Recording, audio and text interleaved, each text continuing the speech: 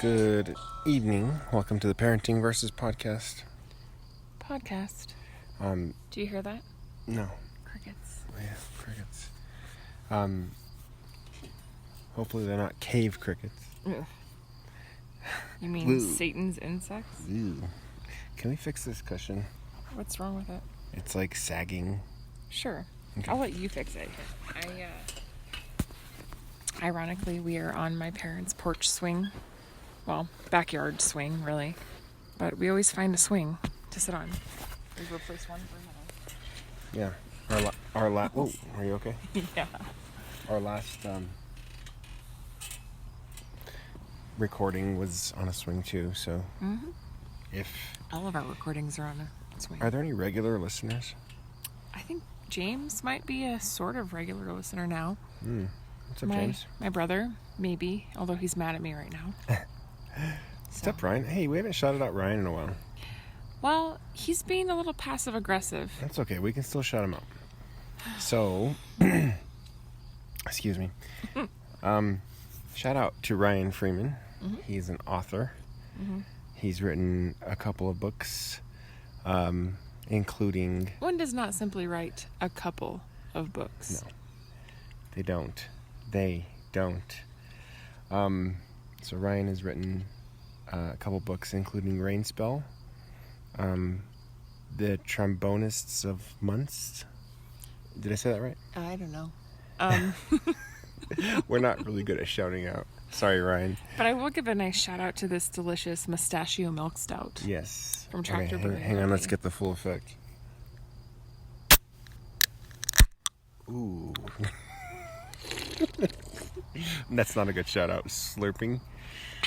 That's there's people who cringe at like sounds of eating and drinking. I am one of them. I don't really like the way the girl on this can looks at me when I drink this beer. She looks mad. She's like, I just drank milk stout. And now I want to fight you, bitch. That's what I feel like. I feel like she's going to jump off this can and punch me in the face. Yeah, maybe. You know those commercials, though, where they're like eating chips? Bothers me. Bothers me a lot.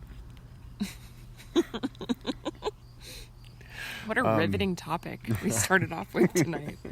Gosh, people care so much about this. No, I mean, I don't think I'm alone.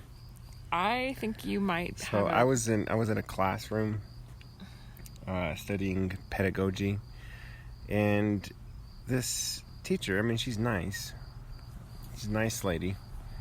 But she just thought, okay, so our classes started at 5:30, right? And everybody's working. In the evening. Everybody's working. It's not really convenient to, have dinner when you're doing these pedagogy classes. Is it pedagogy or pedagogy? Pedagogy. I don't know. I say pedagogy. I think of, goji berries. Yeah. Or bulgogi. It just makes me think of food. Remember that time in Santa Fe when we were really poor and we had food stamps and we went to Whole Foods and we, blew all our food stamps? Anyways. That was... I'm embarrassed. I'm embarrassed too, but sometimes you just have to be poor. Oh, we bought goji berries. We bought goji berries with food stamps, and it was $13 for a 3-ounce bag of goji berries. Yeah, we didn't realize. Well, I think also the label was wrong. The price label, we thought it was $4, and they were $13, and we were what? That was 10 years ago. We used to be really poor. We still are. It's okay. Anyways, Lindsay's. We're not on food stamps, so which is good. Economic situations aside, in class, so I was, we were studying, and it's very, very silent, and it's hard to get dinner because you work and then you go to class, and it's either you eat after class, which is at 7:38, or you bring your snacks or dinner with you to class. A lot of people would bring their snacks or dinner with them to class, but this one teacher decided that she would snack on some corn nuts, and I was so close to just quitting school Because of corn? because these corn nuts. I was like shuddering, like making me shudder from You were livid. from my ears down my spine, like all the way down to my toes. It was just like, I feel like that should be a blues song, or like not a blues song, but like a song. When people eat corn nuts around you, it doesn't like make you feel. I'm not around people who typically eat corn nuts in front of me, like on a regular basis. Yeah. So It was just not fun. I was like, corn nuts? Like there was a bunch of other snacks. Well, I will tell you what. Gummy bears. Gummy bears are a good snack. Soft fruit is a good snack. Who is texting you? I have no. It's Redfin. Oh. Yeah. Speaking of that, we had 2 people come and look at our house tonight. Mm-hmm. So I'm hoping that's a good sign. Yeah. Buy our house. Yeah. Buy our house. Who? I don't know. Whoever putting it out there for the universe. Buy our house. We might not even have any listeners. I don't care. Doesn't even matter. Go ahead. Forget No, it. you were gonna say something. Go ahead. The things that bother me, Mm-hmm. the sounds that really irk me, are like when people do like clearing their throat, like Like me? yeah. I mean, I love you, but like I have that sinus sound, issues. I don't care. That makes me want to punch you in the face. Whoa. It's like first thing in the morning too. It's like it sounds like you're choking. It's like you wake up and you start dying on me. Yeah. I'm like, no, Lorenzo, don't die on me. Yeah. Stay with me, buddy. I wonder if these things are genetic, like maybe clearing your throat or whatever, but like things that annoy you. Yeah, they are probably. Because my dad and I have 2 brothers, and all 3 of us are insanely annoyed by like crunching. And yet you make the worst throat clearing sounds, all 3 of you. Like throat clearing sounds? Yeah, throat clearing sounds, I like that doesn't bother me. Imagine whatsoever. somebody choking a zombie. That's what it sounds like. Yeah. That's what it sounds like. Maybe. It's terrible. Uh-huh. It's not sexy. It's horrible. It's not supposed to be sexy. Well, it's gross. I hate it. It's a function. Ugh. Yeah, I don't like that at all. Mm-hmm. And I just started thinking about it and I got goosebumps already. Oh, like the feeling of a popsicle stick on your tongue there. I said it. Oh. Yeah. Oh. Like splinters all Good through your gums. Lord. That I have goosebumps I just like shuddered. My whole body. I can't even think about it. It's the worst. I hate eating popsicles. Yeah. Oh. Mm-hmm. Nope. I used to like to eat those like push-up pops when I was a kid because there's no wooden. Oh. It's all plastic. Yep. That's the So, worst. I mean, I'm sorry if I'm insensitive or something, but okay, so this is going to sound a little bit weird, but it's just my Try me. naivety. So I'm not a woman, but Surprise. I have been married for a while, and I've had to go to the store to buy, tampons. Okay. And there's a plastic applicator, Those and then are better. and then there's like the wood Cardboard? cardboard. Yeah, I'm gonna just go ahead and tell you the plastic is where it's at. Men, guys, if you're gonna buy tampons for your lady, buy the good ones. Yeah. Splurge. And if you really want to get on her good side, pick up a box of chocolate while you're buying those tampons. That's what I typically do. You're so smart. Well, it's usually a text. While you're there.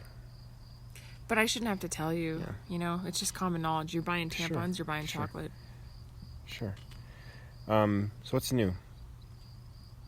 Anything new in life?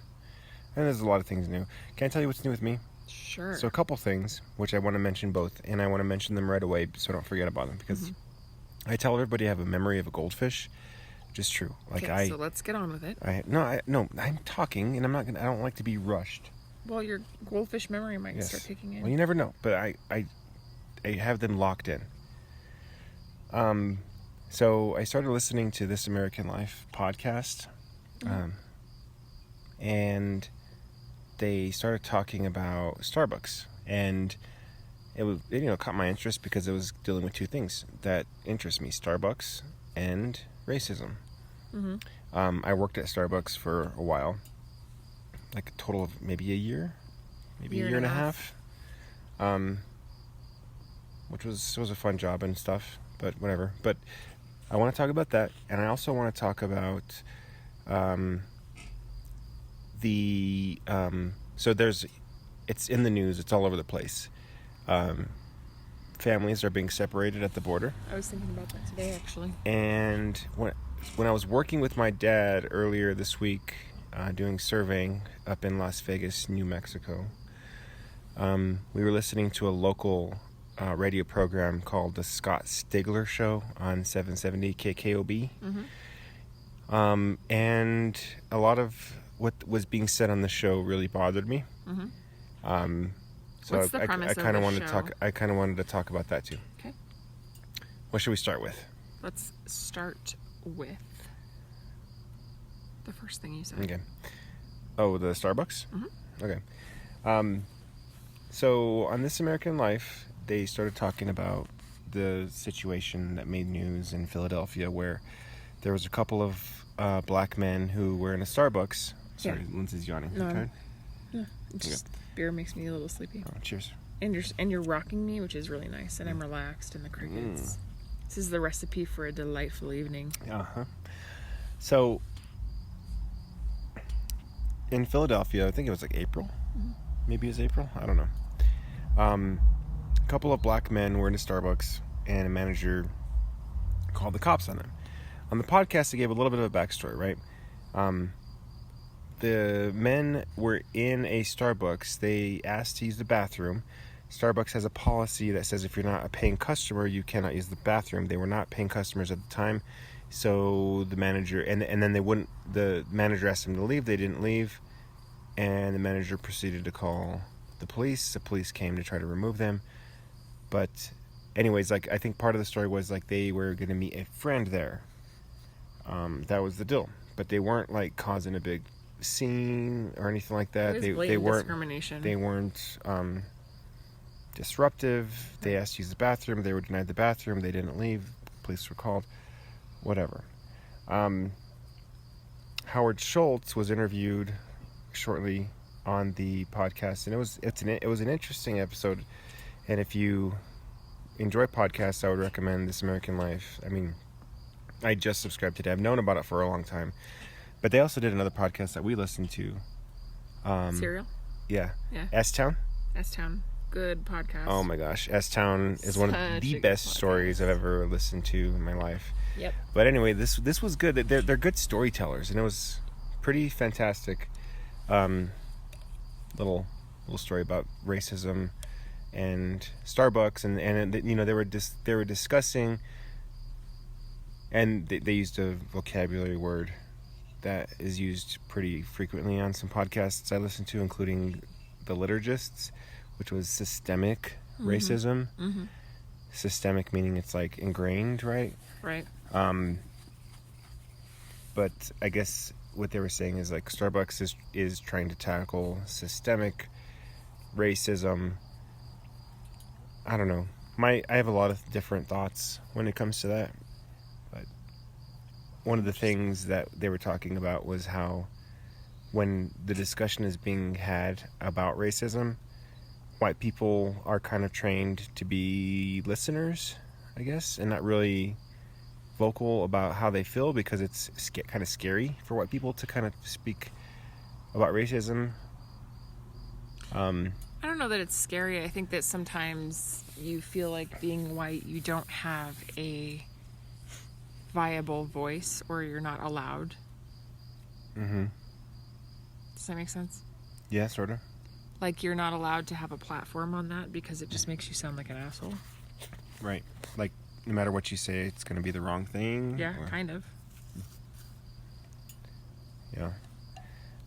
I guess I'm in a weird spot too because I am for sure Hispanic or Latino or however you want to say it, but I identify pretty closely with like white people sort of things, I guess. Mm-hmm.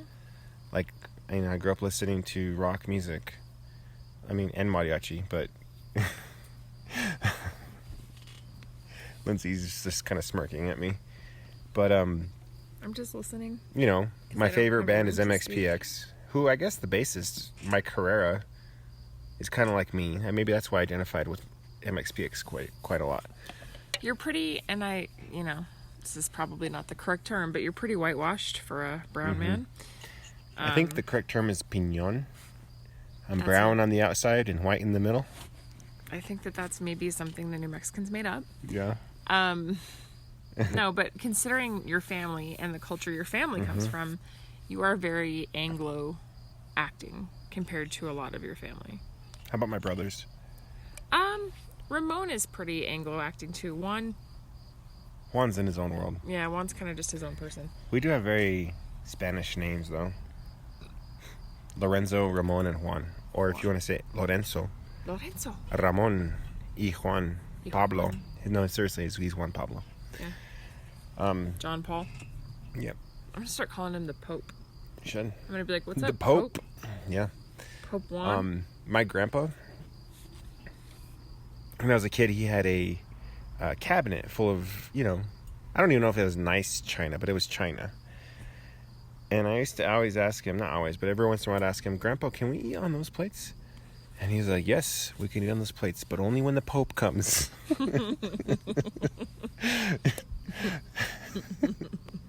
So I was like, "Oh, cool, the Pope's going to come over." Like, I thought the Pope was going to come over. You never know. You never know. Holy crap, what was that? Our swing is going to buckle underneath. We're fat asses. Anyways, So, yeah. yeah. So racism is always kind of weird to me because I've not been immersed in like a racism sort of culture. Well, go ahead. I feel like the racism in Santa Fe is interesting. Mm-hmm. It's like brown on brown racism, which is strange to me. When I was growing up, I remember my grandma was kind of racist against white people, towards white people. And even my aunts and uncles or whatever, like, because they felt like their city was being taken away from them. Because there was like a migration. I remember like in the early 90s, late 80s, I don't know if I remember memory, but definitely early 90s when we lived in Santa Fe. I remember like if there was something going on in traffic, like somebody was driving bad, my grandma or aunt or whoever it was would say, "Stupid güera," or "Stupid güero." Yeah. Or whatever. Like they were a little bit like there was a race thing there. Like it was always the white people who they felt were kind of like taking away their city. Yeah, but now people get all irked about like it being a sanctuary city. Yeah. And which is ironic because I'm like, yeah. No, and it's interesting too because there's Santa Fe, I guess Hispanic, Latino people, and then there's like Mexican people. Mm-hmm. And there's that sort of divide. And that to me is really interesting. Yeah. Like I don't understand that. Yeah. And if you're from New Mexico, a lot of times you'll hear this a lot, and maybe I've even been guilty of this too. Like they make the distinction, like, "Oh, we're not Mexican, we're New Mexican, we're different," which I get. Like, Latino is, to me, like biologically, Right. is going to be Spanish heredity and native heredity. Mm-hmm. And you have in Mexico, you have Aztec and Inca, and maybe Apache, not Apache. Mestizo? Yeah, sort of different, I guess, pockets of native people, but they all came from the same place, I guess.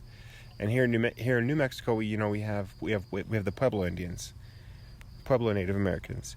So I guess it's I don't know. always find it interesting when people meet me and it's like they don't know what to expect because if they've never seen me before, my name you're is Dominguez. Well, my name is Lindsay. That's a super white name. I mean, it's a or black. yeah, maybe. Could be black. But Dominguez is like when they meet me, people are like, "Oh," like I've gotten this comment multiple times. "Oh, you're not what I was expecting," and I'm like, "Why? Because I'm white." Seriously? Like, yeah, I get that a lot. "Oh, you're not what I was expecting," and I'm like, "Well, what were you expecting? Let me guess." Yeah, it's a little bit weird. It's just interesting to me because I get that comment a lot, and it's like, yeah, but there's like There's like New Mexican women that are like Martinez's that are just as white as I am. Honestly, like, is it really that surprising? I don't know. It's just a very weird culture here. Yeah. You know? I don't know. Yeah. It is. And when it comes to like African American people, it's even more weird here, I think. Because In what way? Well, our population. Oh, what's that light? Somebody turned on the light. We're in the backyard. Somebody coming out? I think that's our bedroom light, isn't it? Our bedroom light's been on. Oh, I don't know. Oh, I don't know. It might just be the solar lights. Anyways, are we being loud? No. Okay. Our population. Our population in New Mexico is, we're mostly Hispanic, and the rest is white, and we have a big chunk of Native American too. But when it comes to black people, like, that's not a big chunk of our population. I would venture to guess 2%. What's up? Do we need to do a parenting pause? Yes. Okay. We are going to pause. Keep hearing something.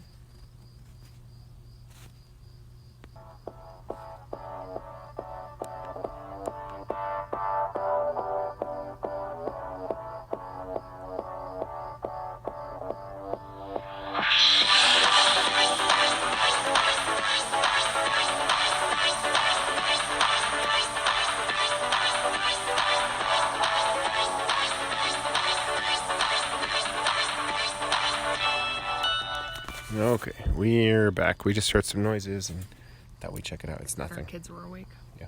God forbid. Yeah, it's nothing. So, okay, I did want to say something. Okay.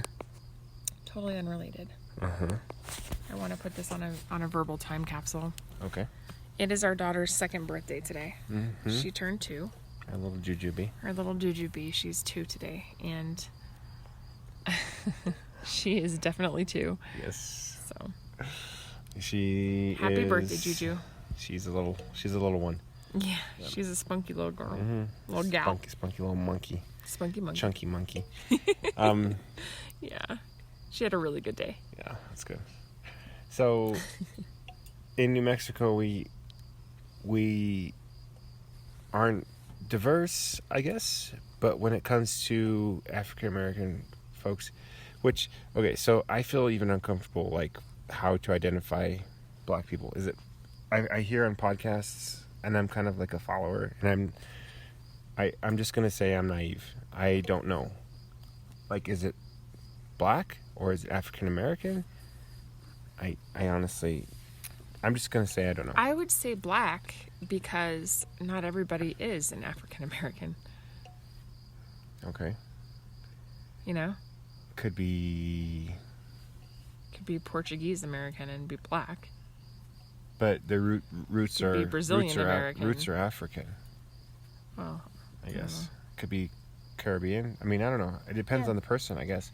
But I honestly, I'm just gonna say we probably sound like idiots. I see. This is part of it, I guess. Like, you tiptoe around these sort of things, but in New Mexico, it's kind of an interesting situation because we are diverse, but when it comes to black people, we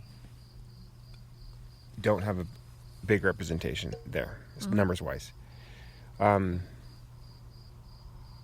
But these sort of things are pretty rampant, like, especially on the eastern part of our country, probably western part of our country too, like major population centers, not New Mexico. You know what I mean? Yeah. And a lot of these things that I see on the news are pretty awful. And that's what they were talking about in the Serial podcast, is just like the racism. Anyways, it's a thing. Yeah. And it has to be dealt with, and I can be honest that I do feel I do feel different when I'm interacting with a black person. Not like I don't like the person or anything like that. Like, because You just walk around like, and you don't want to offend? Sort of. For example, I have an EA, educational assistant, who works in my room sometimes. He's black, and I have a lot of black students in my classrooms. Mm-hmm.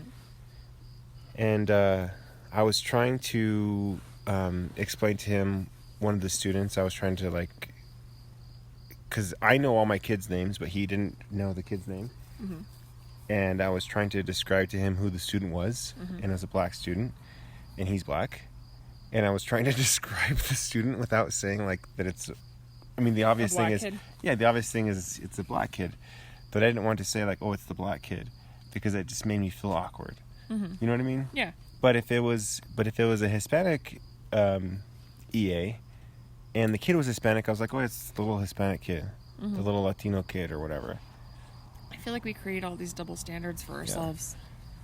Yeah. Like, I don't know, I feel like there's a point where we become too PC, and then it's unproductive for everybody. Yeah. But some of this crap, where do you draw the line? Yeah. Some of this crap that you see on the internet, it's like, what the hell? With people police are very easily offended, too. What was the thing on the internet where I saw, I don't know, some kid, oh my gosh, yeah, it was like a little boy. And the police mistakenly identified this little boy. He was 9. They put him in cuffs. They put him on the cop car. He was crying and he peed himself.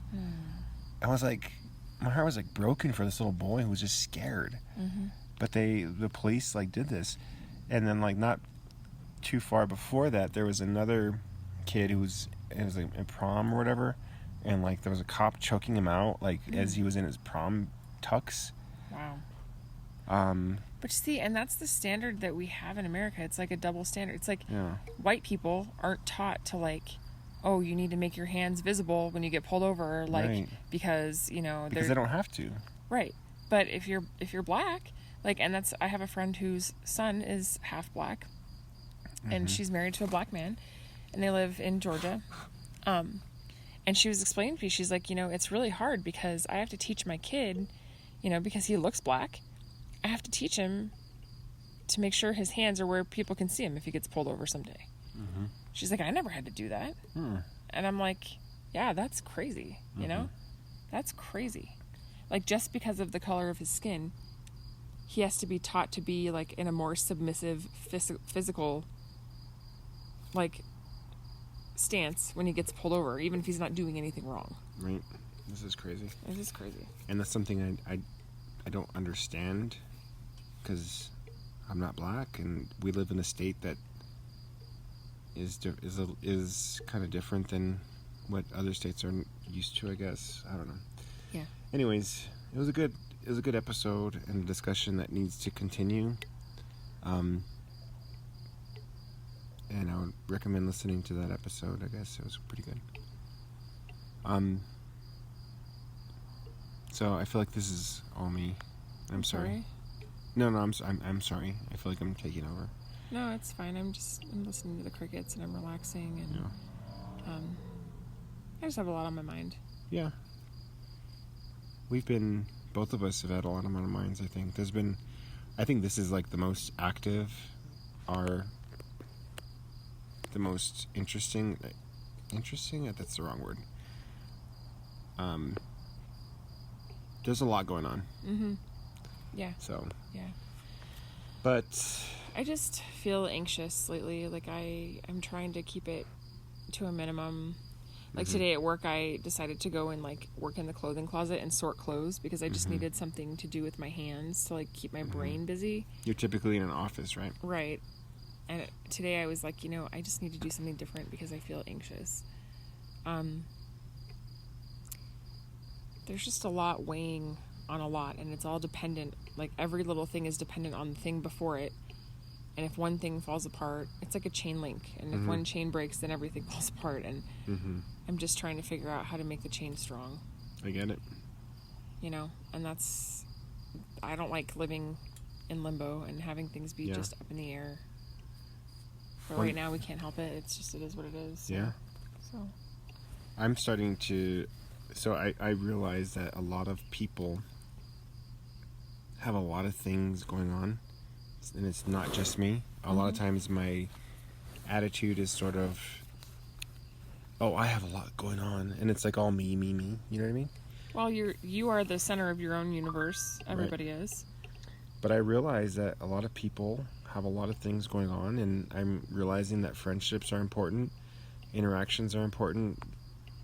I mean, it sounds really cheesy, but letting people know, like, hey, I care about you guys, or whatever, like, that's important. People need to hear more that they're genuinely cared about. Yeah. None of that shallow bullshit of, like, you know, oh, call me if you ever need anything, or, oh, do you need anything? Because that is a stupid question. You know what I mean? Sometimes people obviously need things. Like, they need someone to ask them, are they okay? They need someone to say, I can tell that something's wrong. They need somebody to say, hey, let's go grab a beer and talk about why you're having a shitty week, because I care. Action. You know? Yeah, I think in the adult world, we get so used to, like, common courtesy responses. Yeah. Like, when people say, like, oh, how are you today? Oh, good. Oh, fine. I'm doing great. Yeah. And it's like, if we were more that's what's honest expected with too. each other, we would get a lot more done. Yeah. You know? Well, can you imagine if you're just, like, walking to the office, or for me, the school, and somebody, like, your peer asks you, like, it's a formality, hey, how's it going? Oh, man, not too good. I don't know, I had a couple of checks bounced last night, and, my wife lost her job, or whatever. Can you imagine, like, how uncomfortable that person would say, oh, okay, well, hope that works out for you. But, I feel like sometimes we need to be real with each other and quit pretending like everybody is okay all the time, because people aren't. I think there's a line, too, because with social media, one thing that kind of irks me is when people, as they call it, air their dirty laundry on Facebook. Yeah. And I don't think that is the right medium to go about it. But it's ingenuine. Yeah, and it's also like attention seeking. Maybe the person truly is hurting and struggling and needs a friend and doesn't have the friend where they can really vent that stuff, because I do think that venting is very important.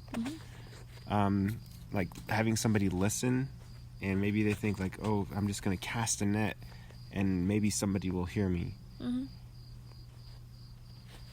And I don't think it's the right way to go about it, but maybe that's just all they have. Yeah, it's true. For me, I can vent to you most of the time, because we're both a lot of times needing to vent, and both of us can't be in that same mode at the same time. I know. But we have friends, and I mean, like the other we day, do have friends. like I went out with Mandy and had a beer, and that was really good for me, and I think it was really good for her. And it was healthy. Like, we got to do that, and it was productive. Right. Yeah. So, I mean, it's good to have those close. And she bought me a hot dog. Thank you, Mandy. It Really? was delicious. It was the Urban Hot Dog Company. Aw, man. Shout out. Shout out to the Urban Hot Dog. I told her, you can get me, because she's like, I'll buy your hot dog. And I was like, cool. Get me whatever you want. I'll eat it. I was like, they're all good. I'll eat whatever you put in front of me. I love how Riley says hot dog. Hot dog. Hot dog? Hot dog. Hot dog. Hot dog. Riley's our 3-year-old. But she was like, she got me the chorizo dog, and it had like this mango salsa thing on it, and it was like really good. You get me hungry. Stop it. Sorry, it was really good though. And then hers looked good too. And then James and Jen got hot dogs, and I was like, dang, I could eat like 5 of these. I would eat 1,000. Will you rub my foot? Oh, gosh. My feet are killing me. So I work hard for the money. She works hard. Okay, so we're so hard for the money. We are late in the podcast, so I can sing. She works hard for the money, so hard. It's okay. People aren't listening anymore. She works hard for the money, so you better do. You better treat her right, aka give her a foot rub, because her feet are killing her. Oh my. What is happening? Do you hear that? Is somebody honking a horn, or is that a train? I think people are racing down Paseo. Oh. So I got some good information. Okay. There's a distillery opening up here in Albuquerque called Black Star. It's supposed to be a steampunk theme type of distillery. I think that is going to be interesting. Does it bother you that nobody knows how to spell supposed to? What? So it's supposed, S-U-P-P, maybe I don't even know how to spell it, but it's like supposed, E-D at the end, supposed to. A lot of people spell it supposed to, suppose, with no E-D. It's supposed to. I've never run into that. Anyways, I run into it all the time. Well, no, but the thing is, I'm excited. I want to try it out. I'm not into steampunk, but I feel like a steampunk distillery could be really interesting. Yeah. I do want to go to the Secret Whiskey Bar, though. Yes. Don't let the masses know, though. It's a secret. That's all I'm saying. This is a piece of... I'm not going to say where it's at. These are plants. Great. Throw it somewhere else. Can you rub my foot? Yes. No, this one. Thank you, sir. So there is a... No, you don't talk about it. Okay. It's a secret. I think we've already talked about it. If you don't know, now you know. Yeah. And those who need to know, do know. Yeah. There's some cool places in Albuquerque that are popping up, and it's cool. I want to check out some of these, and we'll see what happens. There's a new coffee shop in Santa Fe that I want to check out too. Santa. Yeah, and then I don't know. There's a bunch of coffee shops in Santa Fe that are great, but apparently there's a new one, and I'm like, I can't even remember the name of it right now, but I know I want to check it out. Yeah, you should. I'm going to do an Albuquerque coffee tour. That's actually one of my things. I would love to put one of those together as a side gig. A coffee tour? Yeah. And just take people around to different coffee shops in Albuquerque. I could just picture people just... getting super caffeinated? Yes, like jittery. That would be amazing. And hyper, like adults running around. But see, that's what I would do. I would film them beforehand and then during the process, and we'd see where we end up. Oh boy. And we'd end up probably running laps somewhere. Yeah. Your last drink should be the coffee stout from High and Dry. Yeah. Shout out. Absolutely. In fact, I am going to grab my beer real quick. In fact, we referenced that brewery to our realtor the other day, and she texted me randomly. She's like, hey, sorry, random question. What's that brewery you were telling me about? I need to go there. I'm going to take my husband tonight. And I was like, oh. And so I was like, High and Dry. So shout out High and Dry. You guys are awesome. They are on Adams and Lomas. Kind of by Highland. Their logo is a hot air balloon. Very fitting for Albuquerque. It's a super cool retro hot air balloon. It looks awesome. And they have amazing beer. If you have not checked them out, go immediately and check them out. I love their Nitro Coffee Stout, and they usually have some pretty decent food trucks. They rotate, so every night it's a different one. But the only thing you need to know is that they are not open on Mondays. But yeah, High and Dry. It's the place to be. They're not open Mondays? They're not open Mondays. Did not know that. Nah, well, I do. So... That's interesting, right? It's the doves in the tree. Okay. Dreaming? Doves are dreaming? No, the doves in the tree. I know, but maybe they were dreaming. I don't know. Do doves dream? I don't know. That sounds like a really, really cheesy what was that song. When doves cry. Oh, when dove. Dun, dun, dun, dun, shh, dun, dun, dun, dun. Prince. Oh yeah. So I was working with my dad in Las Vegas. Okay, I only have 2 hands. I can't rub your foot right now.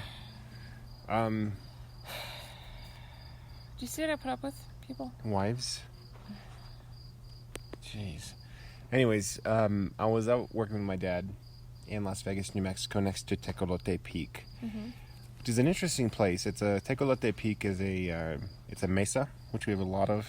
Mesa. Why did you Spanish say it like that? Mesa. It's a mesa. It's a mesa. It's a mesa. That's not what I sound like. It's a mesa. It's a mesa. It's a mesa. It's a mesa. That's how I say it. It just sounded super nerdy. It's a mesa. Yeah. Mesa is Spanish for table, and because it's a mountain that starts to go up or a hill that goes up and has a flat top. Yeah. And there's a bunch of these up by Las Vegas, including Starvation Peak. Oh which my gosh. Are you seriously going to talk about starvation I can peak? tell you about this. We're not even driving by it right now. Lindsay hates it. I don't hate it. It's every time we drive by it, he's like, every time we go to Denver. Do you know what that place is called? Starvation Peak. Go ahead, There's tell a the story behind it. No. Tell the story. No, I'm talking about Tecolote Peak, which is also a mesa close by. Mention Starvation Peak and then not talk about Starvation Peak. All right, so folklore has it that Starvation Peak, I guess there was, I think it was during the Civil War, or maybe it was some other battle, something. There were white soldiers who were trying to bring race into it. Well, they were white soldiers. They're American, white people. Don't squish my head. And they were battling some Native Americans in the area. I guess the battle started to get pretty intense. The white soldiers were like, hey, we'll climb up to the top of this mesa and we'll have a good, we have a good vantage point. So we can use our guns to pick off the natives and it'll all be good. We'll win this battle. The natives were like, we know this area. They're going to be on top of there. They're going to run out of ammo. They're going to run out of food. We'll just wait. Fuck them. Sorry for my language. But it's probably how they felt. Yeah. So they waited, and they waited, and they waited. And if somebody tried to come down, they would get picked off by one of the natives. So the moral of the story is slow and steady wins the race. Yes, basically. So that's the story. Fast and hungry gets you up on top of Starvation Peak, and then you die. So to this day, there are bones. No, I don't know. Maybe, but probably not. The ghosts. Haunt the area. Yes. Asking for cheeseburgers. But we were not at Starvation Peak. We were close to Tecolote Peak, and my dad's a land surveyor, so we measure property lines, and we were up there measuring property lines, close to Tecolote Peak, and during this time we were listening to 770 KKOB, which was one of my dad's favorite radio stations. They play all the Lobos games. They play Isotopes games. No, that might be 610. Doesn't matter. KNMLD Sports. Irrelevant. Continue. But there's a radio host. His name is Scott Stigler, the Stig. Is that what they call him? I think he calls himself the Stig. You can't make up your own nickname. Yeah. People call me the Stig, and they're like, Stigler, no one calls you that.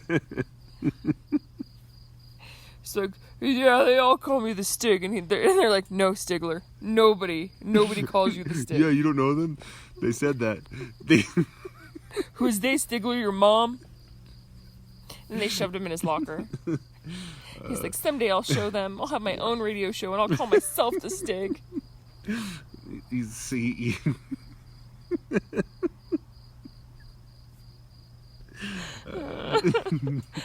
Yep. It's that time of night again.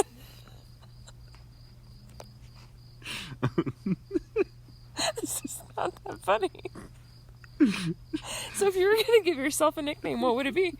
Oh, man. I need to know. I need to know right now. I have no idea. Well, people call you Zohan. Yeah, I kind of roll with it. People do call you that. I mean, it's not like you call yourself that. People as in my good friend John.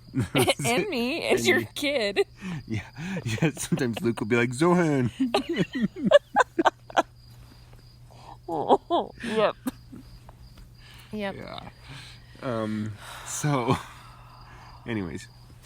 One time my friends called me El Joint. I won't tell you why, but I'm sure you can guess. Is it? Yeah, okay. Huh.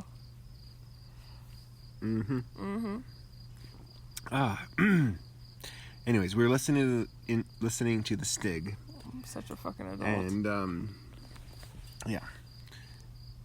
He opened up the show with talking about what's going on, on the border where people are being separated from their families. Yeah.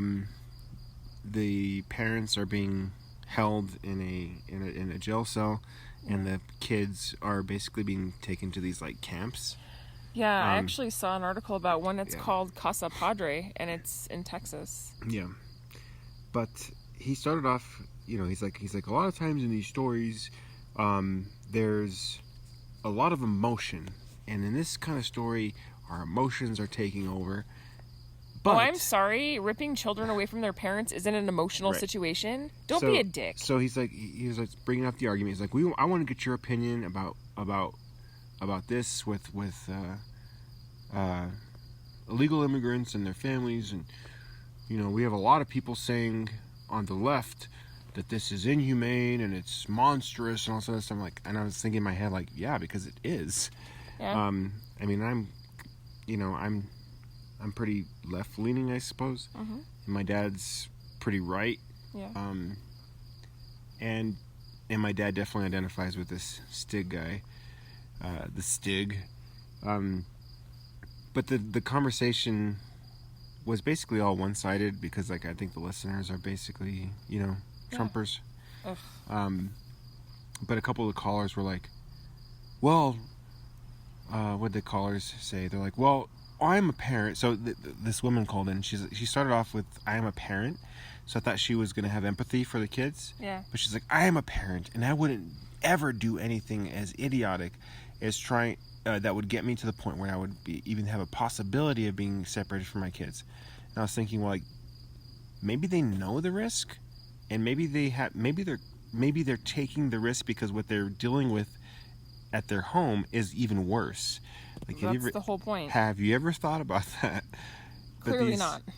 But a lot of the people, and then the next guy called and he's like, yeah, I agree with her, and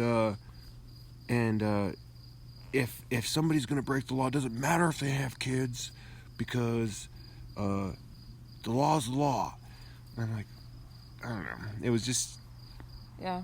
It was a one-sided conversation, and it was just very much infuriating. Yes, and it's way more complicated. I get it. The law is the law, but there's a problem. Mm-hmm. People are coming here for a reason. Mm-hmm.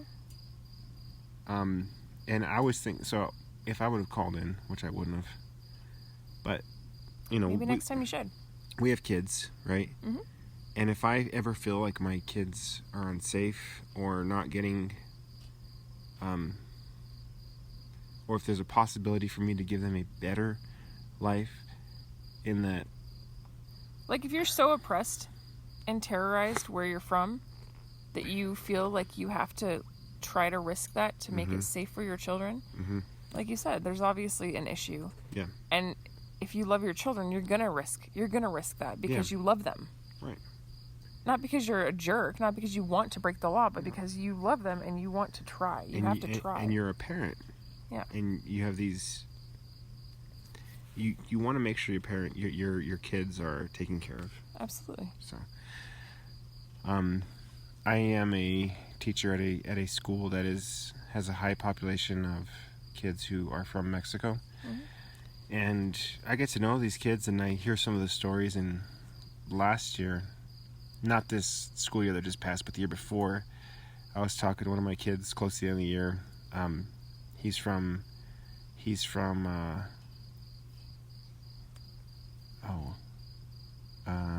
I'm drawing a blank, but he's from Mexico in a small town, and we were watching. I asked them. It was him and some other kid. They were the only two kids on this day, because it was literally, I think, the last day of school, and nobody was there. All the work was done. They just decided to show up. I was like, all right, well, let's watch some Netflix. What do you want to watch? He's like, well, I want to watch Cartel on Netflix. It's a reality show about cartels. Yeah. I was like, all right, is it rated R? Like, are there swearing? Whatever.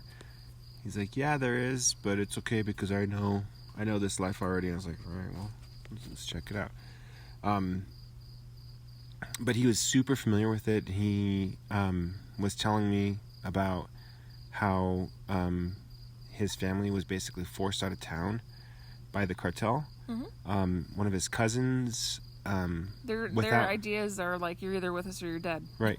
No, seriously, like once you get of age to like start working for them, like you have to work for them. Yep. Otherwise they kill you. Yep. He was telling me like his cousin like wasn't doing anything, but as a show of power, what they did was they killed him. They decapitated him. Stuffed his body in a cooler and put his head on top of the cooler, and they left it on the doorstep. That's very, yeah. And he told me about that, and I was like, he's 15 years old, and he remembers it. This ugliness. And I was like, dude, if that happened to me in my neighborhood, I would not even think twice about moving my family that second. Right. I don't care if I was in trouble. Was your child? Who got killed like that? No. Can you imagine that? No. Can you imagine that would be a legitimate fear that you would have to live with every day when you wake up? That's why Trump's a piece of shit. And I'm just going to say it. Like, that is why I don't understand this. Yeah. Like, these are people's children being killed for no reason. As Attorney General, Jeff Sessions... And their government does not care. Yeah. Their government is corrupt. Their police are corrupt. They do not care. Right. And there's Jeff Sessions, who's the Attorney General appointed by Trump, who was talking today about the policy, the zero tolerance policy. He's like, well, it doesn't matter if you break the law and you're a parent, you're still breaking the law. So these are the repercussions you're gonna go through. But it's still, there's a solution that's better than this. So. Well, we as people should be better than this. That's the really sad part, is that we, especially being like a Christian and seeing how other people identify themselves and they jump on one side or the other, like, you should be better than this. Right. And you should know that this is wrong. And it's not a political thing, it's a humanitarian thing. Right. Like, that's what I hate, is people are like, oh, you're just a liberal. No, I'm not a liberal. I'm a human being who cares about other human beings. It's not political. It's literally, I care about other people. And it makes me so mad. Because people try to throw all these political things around, like, oh, the reason that you're saying that is because you're a liberal or you're a Democrat. No, the reason I'm saying that is because it's fucked up. Yeah. Like, that's the reason. I don't know. Sorry, excuse the French, but I have a zero tolerance policy for bullshit, and I'm serious. I don't blame you. Yeah, there's Christianity kind of bugs me sometimes, and I am a Christian, and it kind of bothers me. Yeah. A lot of times. I'm reading a book right now by Rachel Held Evans called Searching for Sunday. She actually has a new book that came out, but the most recent book before this new book is called Searching for Sunday, and it just I'm close to page 100, and it's taken me a while to get there, just because I'm busy, and I'm a slow reader, but I identify with a lot with what she has to say. She grew up in a Christian church. She's way smarter than I could ever even dream of being, but she had a lot of value in knowing a lot about the Bible, all of that. And at a point in her life, like, she started talking about how some things in church just started to get under her skin, like really hot topics like homosexuality, how the church deals with that, how the church is very condemning towards a lot of different people. Right. And not so much loving, a lot of times hypocritical. And she ended up leaving church for a while. And at the same time missing some of the really important things that church does offer. Right. But it's such a good book. I don't know, I'm just like reading some of these things and contemplating. Yeah. But there are some things that just really bother me, and a lot of times I kind of wonder, like, if I need to take a hiatus or whatever, but I'll probably never be there. I don't know. So, but it's a good book. There's sometimes where on Sundays I'm like, I just don't feel like I can go. Mm-hmm. And I think that's okay. Yeah. I think God understands that.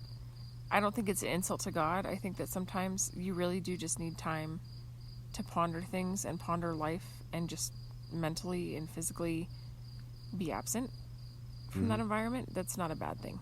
Yeah. Yeah. I don't know.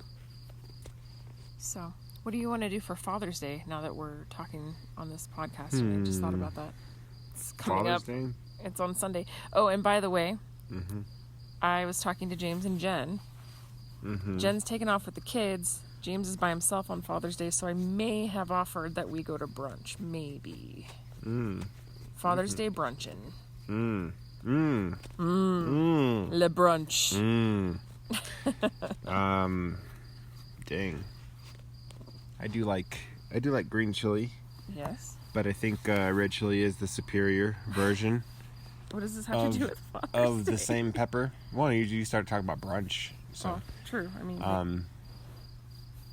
the other day we were talking about my grandpa. So here's one thing. Wait, I need to know. Are we doing brunch? Sure. Yes. Is this a Mother's Day brunch? No, it's for you. Yeah. So I'm thinking about my grandpa because thinking about you here. One of my grandpa's staples in his diet was red chili. And he had the most simple digestive system? Well, maybe. My grandpa loved to poop, though.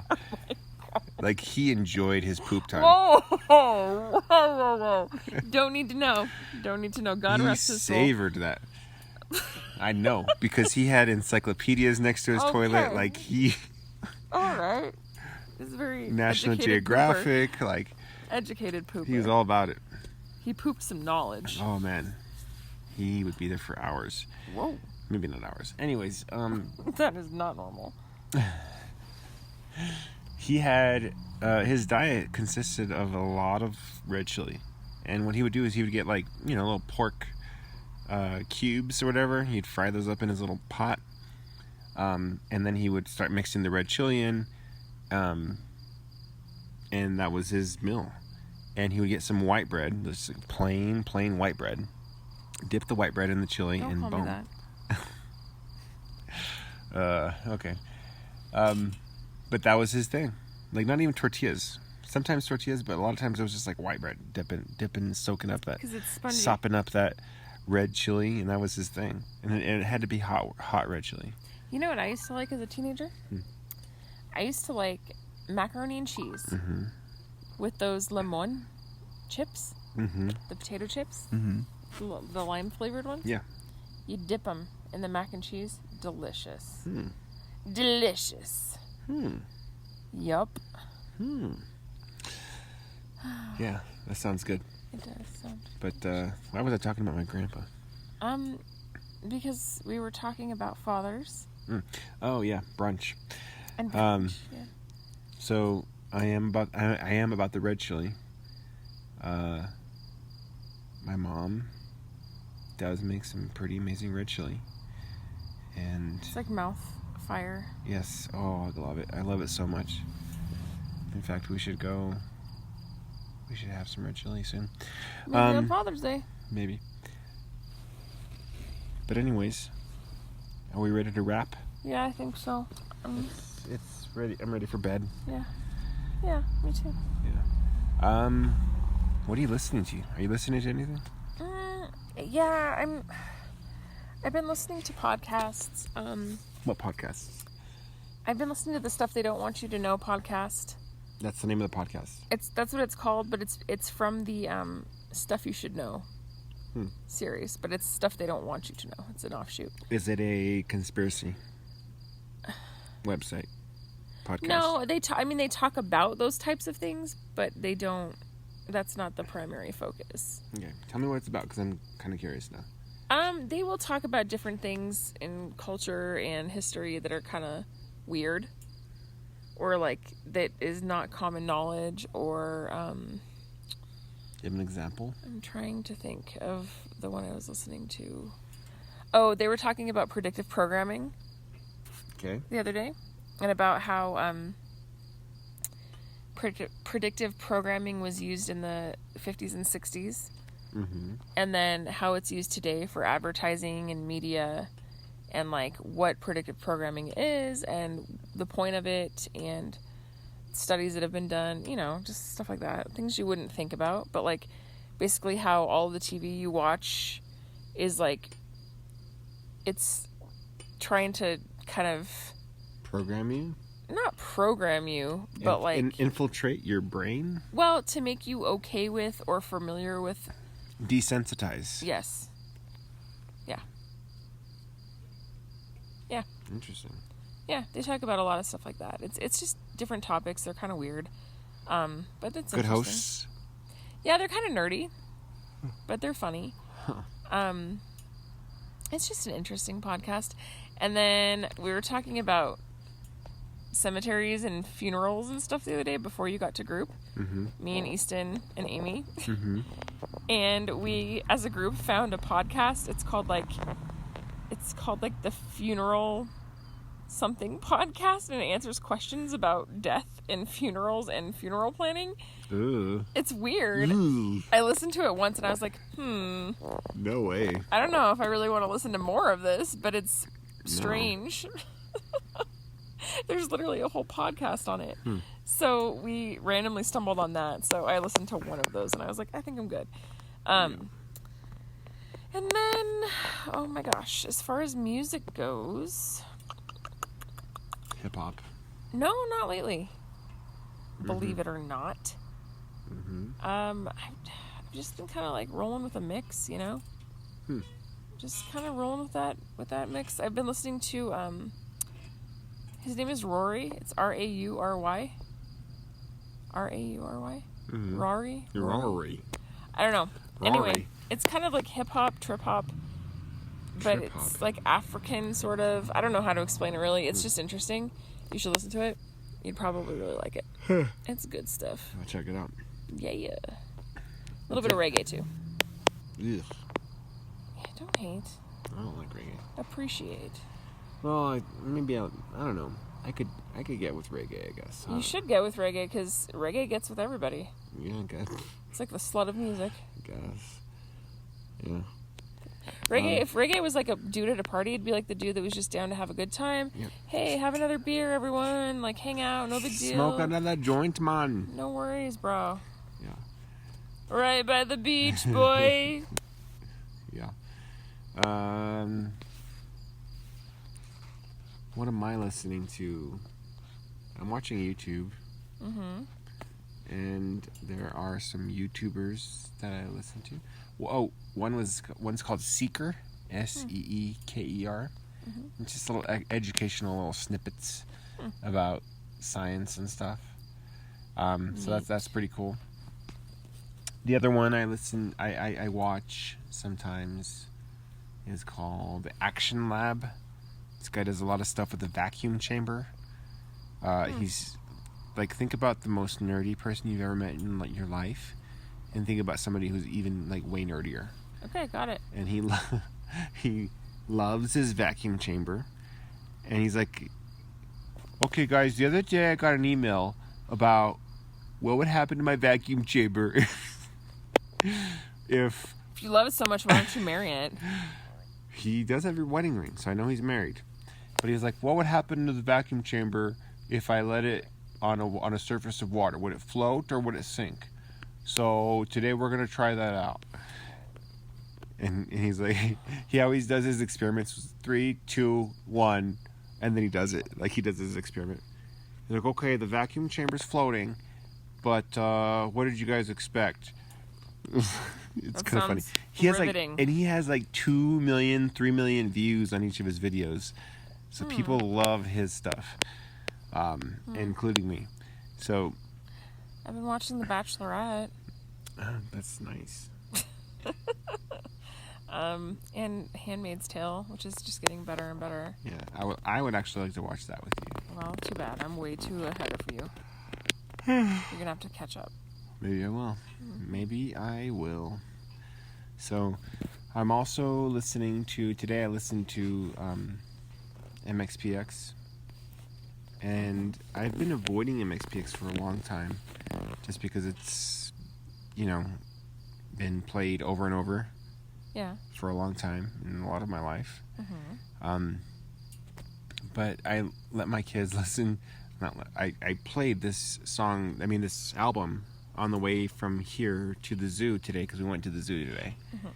We also went to the botanical gardens tonight and watched the zoo nights, which was really cool. That was fun. But I played, what is it called? Not Slowly Going the Way of the Buffalo, but crap, it's not. I'm drawing a blank. The record name. It's fine. But it was the record after Slowly Going the Way of the Buffalo, and I was singing all the songs, and Luke was like puzzled. He's like, "Dad, do you know all the words to every song?" I was like, "Yeah." And he was just like, he was kind of. He realized that you at one point were young. Did it terrify him?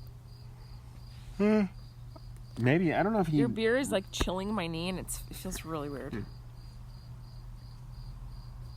Mm-hmm. But yeah. So I've been trying to get back to Roots and some MXPX. Cool. Mm-hmm. Well, but I'm falling asleep here on the swing. Yeah, me too. I'm so relaxed. I could sleep out here all night. What's your best guess at what time it is? 11:30. It is actually 11:09. Yeah, we should go to sleep. But, well, to you and yours, good night. You guys have a good night. We will talk to you on the next one.